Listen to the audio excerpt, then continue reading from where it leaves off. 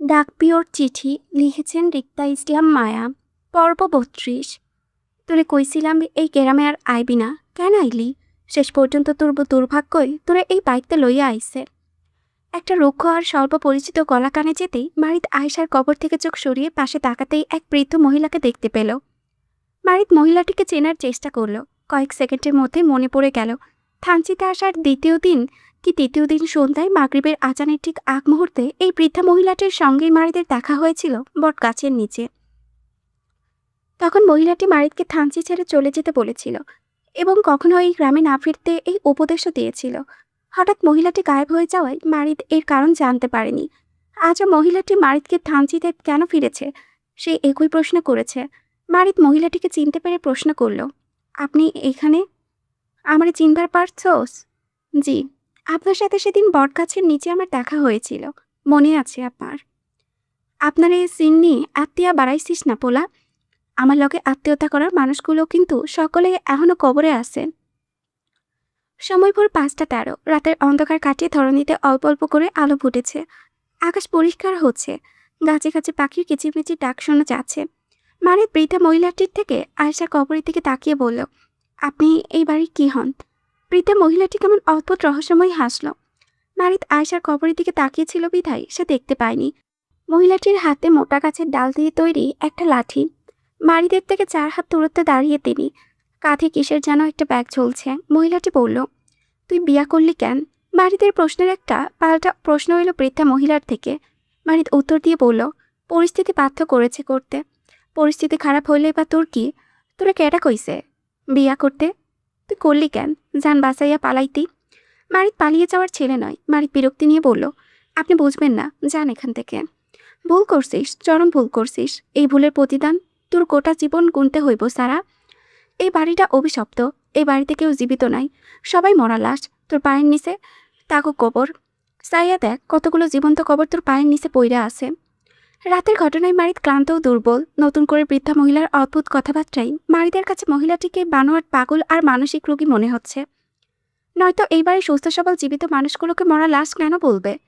মারিদ যদিও কৌতূহল হয়ে নিজের পায়ের নিচে তাকিয়ে বৃষ্টির পানি, ভেজা কাদামাটি আর ঘাস দেখতে পেয়ে বেশ বিরক্ত নিয়ে মহিলাটির দিকে তাকিয়ে বলে, আপনি যাবেন এখন এখান থেকে পাগল মহিলা? আমারে তাড়াইয়া লাভ নাই। সত্য মিথ্যা হইয়া যাইব না সামরা। আমি মিথ্যা বলি নাই। উপরওয়ালার ভাগ্যে লেখা শেষ। তাকদিরের লেখন খণ্ডনে যায় না। আমি সব জানি। মারিদ ক্ষিপ্ত গলায় বলল, আচ্ছা কি জানেন আপনি? বলেন শুনি। শুন পোলা, তোর দুর্ভাগ্যই তোরা এই বাড়িতে টাইনা আনছে। তোর শেষ ঠিকানা এই বাড়িই হইব। ভাগ্য খণ্ডনের যায় না। তোরে কইছিলাম এই গ্রামে না ফিরতে, কিন্তু তোর দুর্ভাগ্য তোরে এই বাড়িতে লইয়া আছে। তোর ধ্বংস নিকটে। মায়েরার খেয়াল রাখিস, তোর ভরসায় প্রত্যষ্ট হইয়া তোর লোকে সংসার সাজাতে চাইব। কিন্তু কিছু জিনিস আছে, কিছু জিনিস মানুষের লইগা হয় না। যেই যতবার প্রত্যষ্ট হইব ততবারই ধ্বংসের দুয়ারে দাঁড়াইব। কেউ বাঁচব না, কেউ না, একে একে সব মরবে। কাউরে তুই বাঁচতে পারবি না, কাউরে না।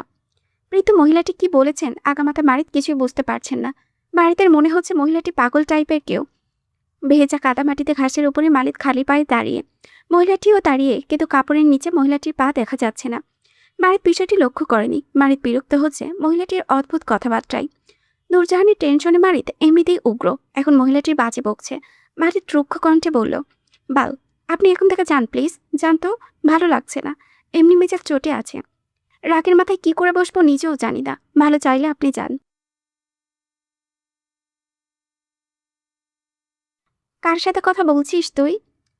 রাতিল মারিদের জন্য জুতো নিয়ে এসেছে। মারিদ বিরক্তি নিয়ে রাতিলকে দিকে তাকিয়ে বলল, বাল, এই বয়স্ক মহিলাকে চিনি না, কখন থেকে আজে বাজে বকছে। দেখ তো কি চান উনি।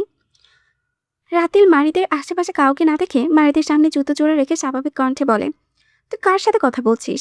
কে আজে বাজে বকছে? মারিদ জুতো পায়ে পড়ে বৃদ্ধা মহিলাটিকে দেখানোর জন্য আঙুল উঁচিয়ে কিছু বলতে গিয়েও থেমে যায়।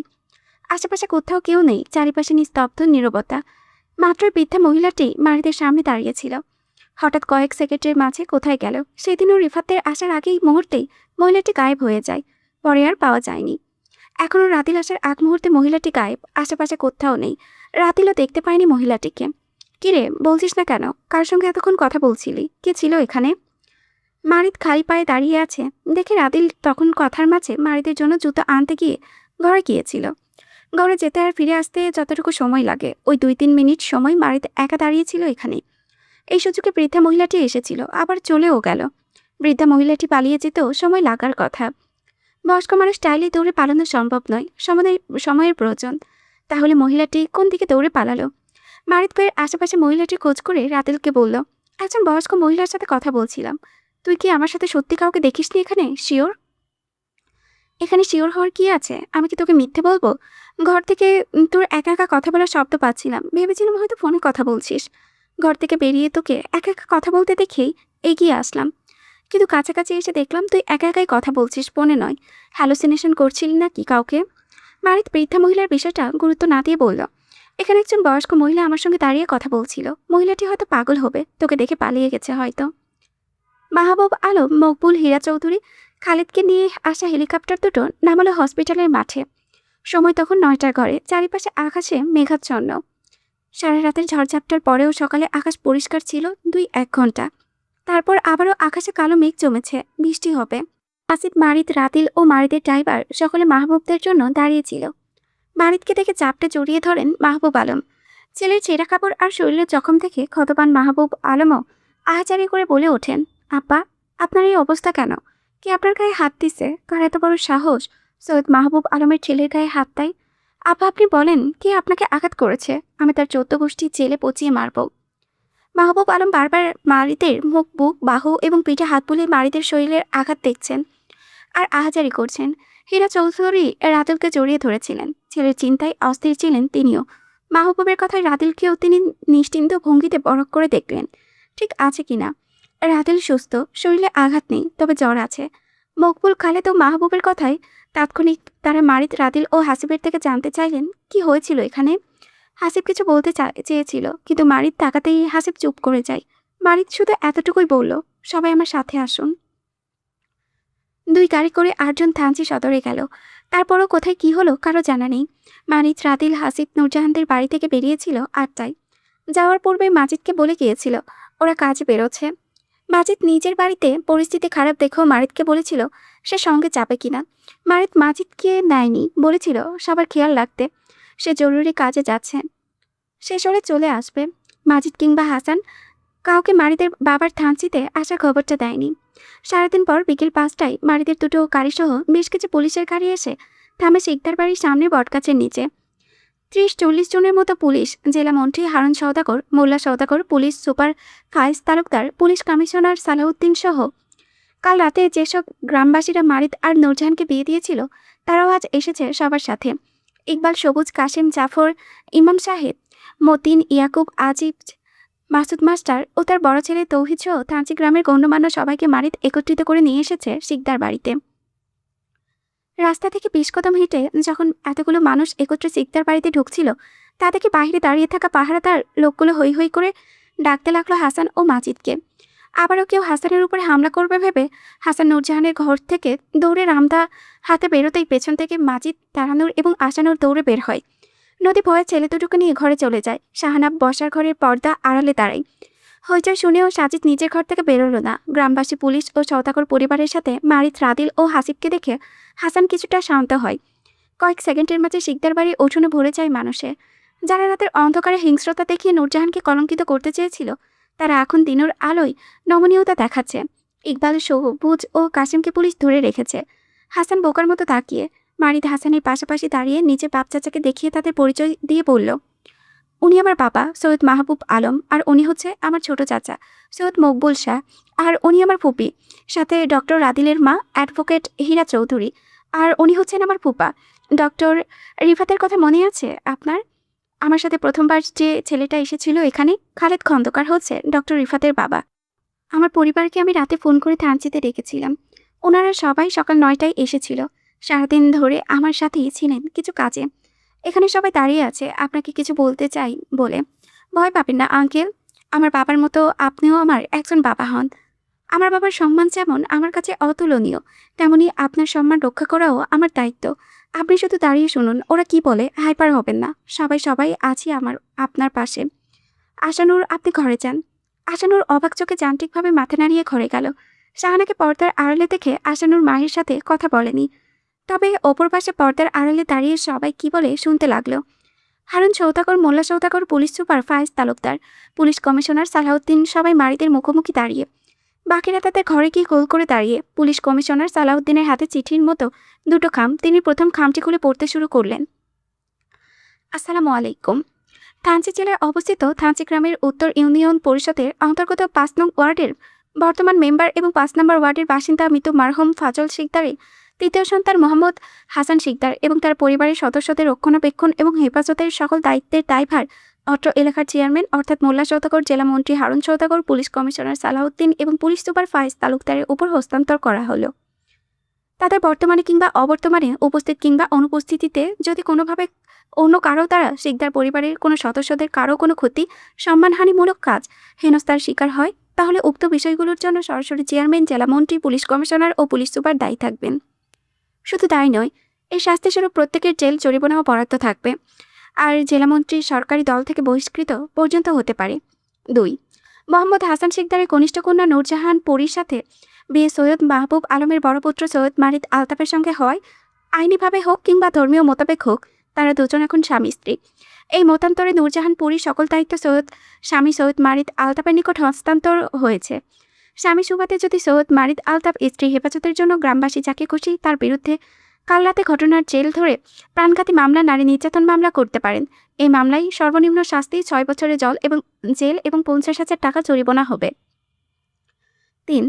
আজকের পর যদি কেউ আয়েশা শিকদারের হসপিটালের কাছে বাধা প্রদান করে, তাহলে তার জন্য থাকবে সর্বোচ্চ শাস্তি ৩ বছরের জেলসহ ১০ লাখ টাকা জরিমানা।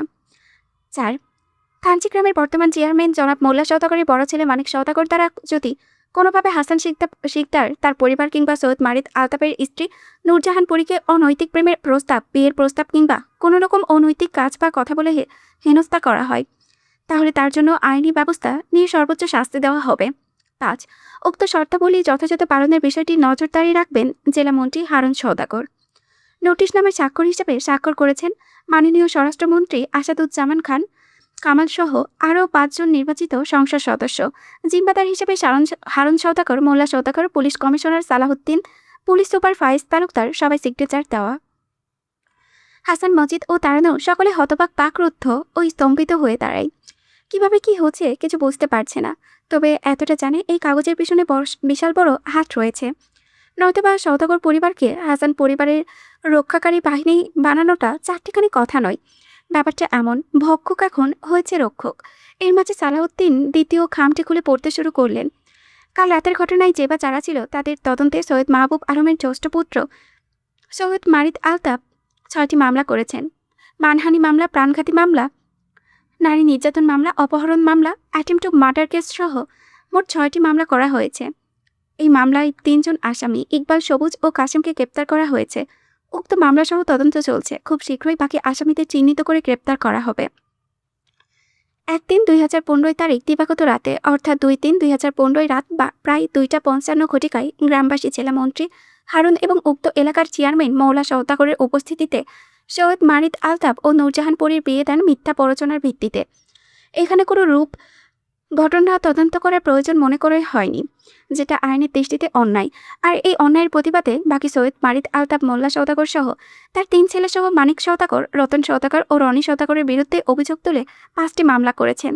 এই মামলার ভিত্তিতে মোল্লা সওদাগর ও তার 3 ছেলেকে গ্রেপ্তার করা হয়েছে। মোল্লা সওদাগরের বড় ছেলে গুরুতর আহত হয়, হসপিটালে তার চিকিৎসা চালায়। আপাতত মানিক সওদাগর গ্রেপ্তার হতে খালাস থাকবে, তবে আসামি সুস্থ হওয়ার সাথে সাথে পুলিশ তাকে গ্রেপ্তার করতে বাধ্য হবে। নোটিশনামা পড়া শেষে হতে সালাউদ্দিন গম্ভীর আর অসন্তুষ্ট ভঙ্গিতে কাগজটি খামে ভরলেন। হারুন সওদাগর তাতে দাঁত পিষে দাঁড়িয়ে, রাগে মনে হচ্ছে সবকিছু ধ্বংস করে দিতে, কিন্তু আজ ওনার ক্ষমতা মারিদের ক্ষমতার কাছে কাজে আসছে না। তিনি আগেই বুঝেছিলেন মারিদ আলতাফ বড় একটা নাম। এই নামের সাথে হাসানের মেয়ের বিয়ে না দিতে তিনি চেয়েছিলেন।